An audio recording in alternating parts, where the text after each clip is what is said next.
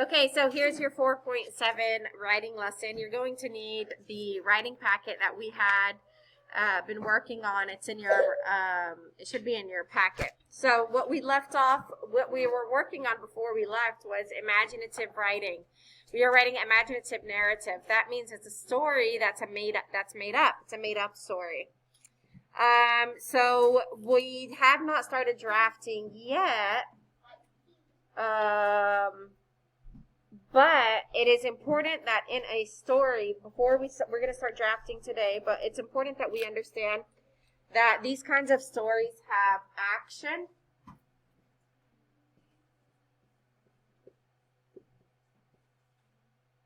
They have a setting.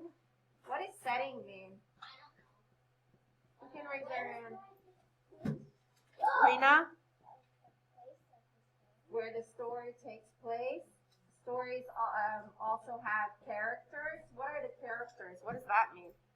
Leia?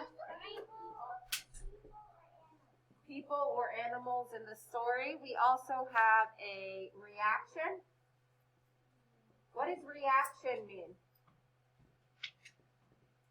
Okay, a reaction is how somebody reacts to something. When something happens, how the other person responds. That's the reaction. We have dialogue. Who can remind me? We went over that one before. What is dialogue?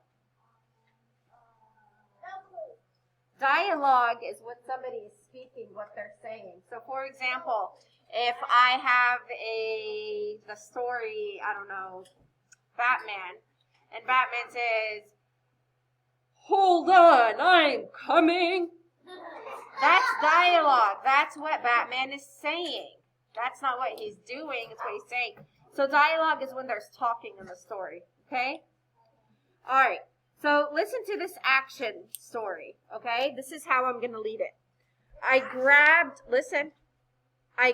some toast, threw a kiss to my mom, and dashed out of the kitchen, slamming the door behind me.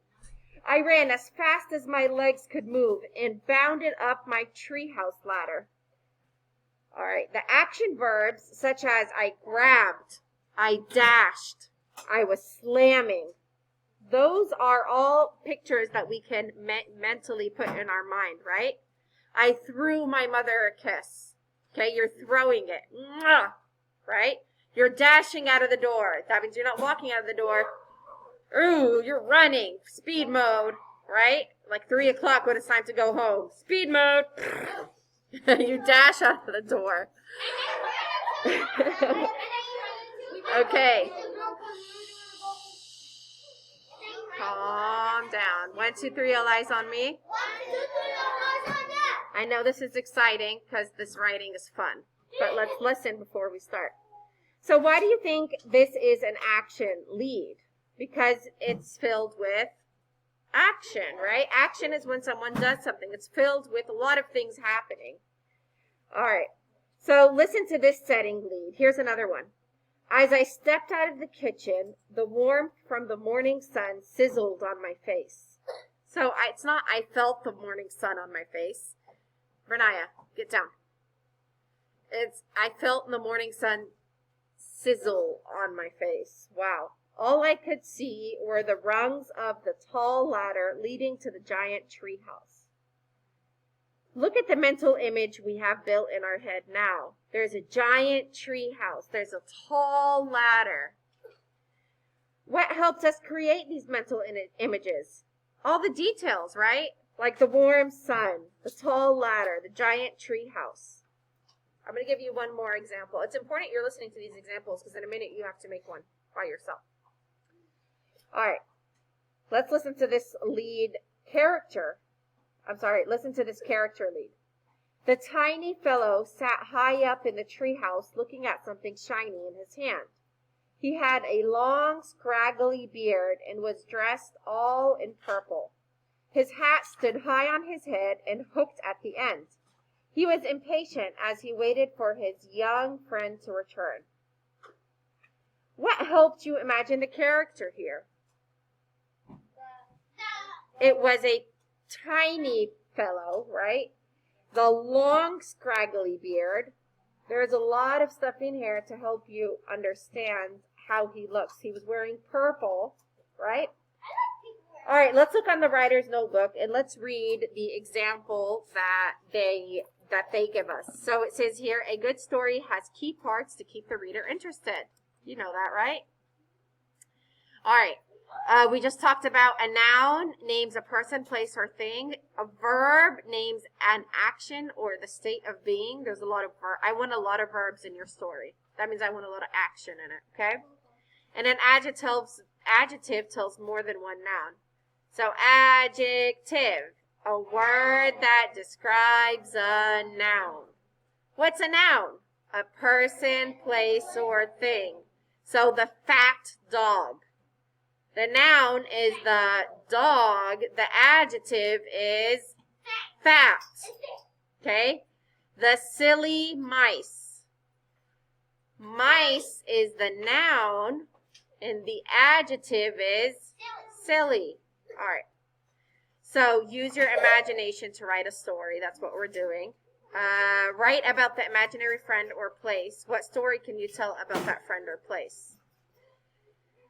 As you plan and draft your imaginative story, be sure to describe strong characters. So you have to have characters in your story. You have to have the beginning set up like a story, like I just showed you, with a lot of action in it.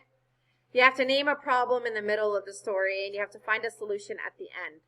Okay? So my goals this time. Last time you guys had a hard time coming up with an interesting beginning. This time, I want an interesting beginning. At least one character based in your imagination. A middle that states a problem, a solution to the problem, and the story ending. Here's an example. Let's read this together. It's on your paper if you want to read it. Follow along.